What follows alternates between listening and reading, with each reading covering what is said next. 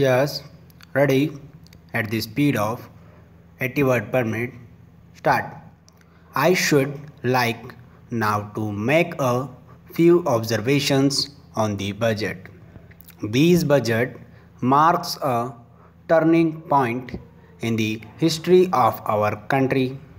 It is no use attempting, as some of my friends have done, either to deprecate the budget very strongly or to suggest that we are not witnessing a new revolution in our methods of fiscal training and technique.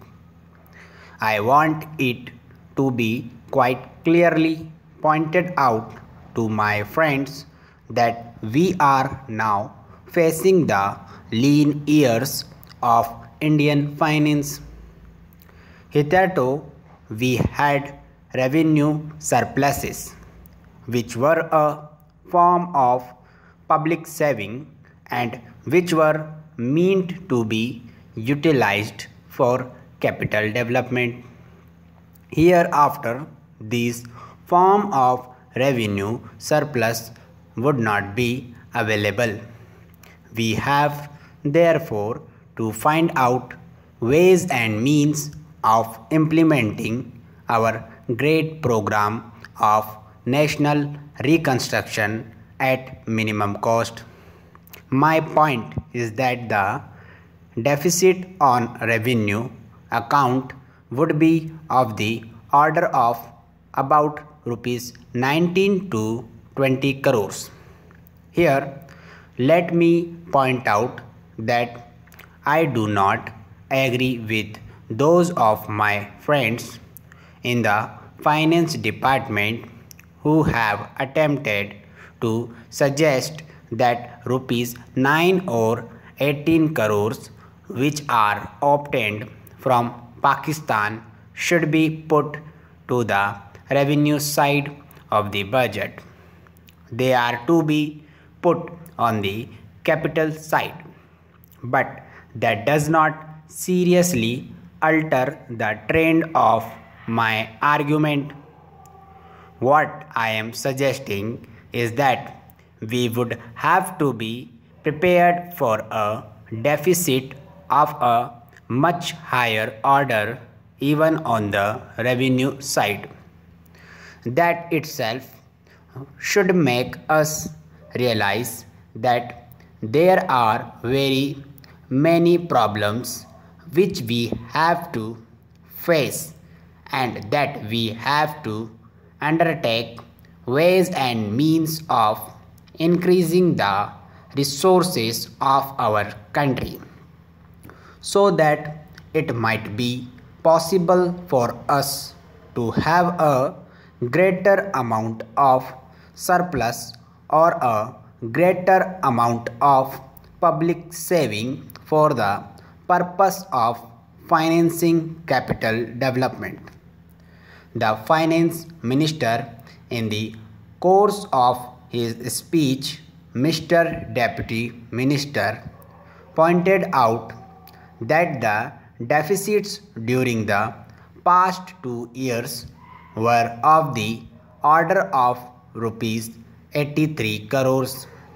I venture humbly to disagree with him because I feel that when we are talking of deficits, we must take into account the overall deficit incurred by the central government, and that would be of the order of rupees 200 crores during the years of relatively light expenditure.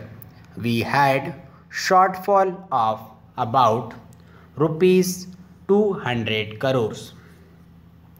Undoubtedly, now when we are going to have a very great amount of expenditure, we might have a greater amount of deficit, and we would have to find out ways and means of trying to meet our capital expenditure. Some members have pointed out that deficit financing is good. Others have pointed out that it is a poison. One honorable member who preceded me pointed out that it would be taken like a tonic. Now, I am not willing to enter into the merits of deficit financing or demerits of deficit financing in an academic spirit.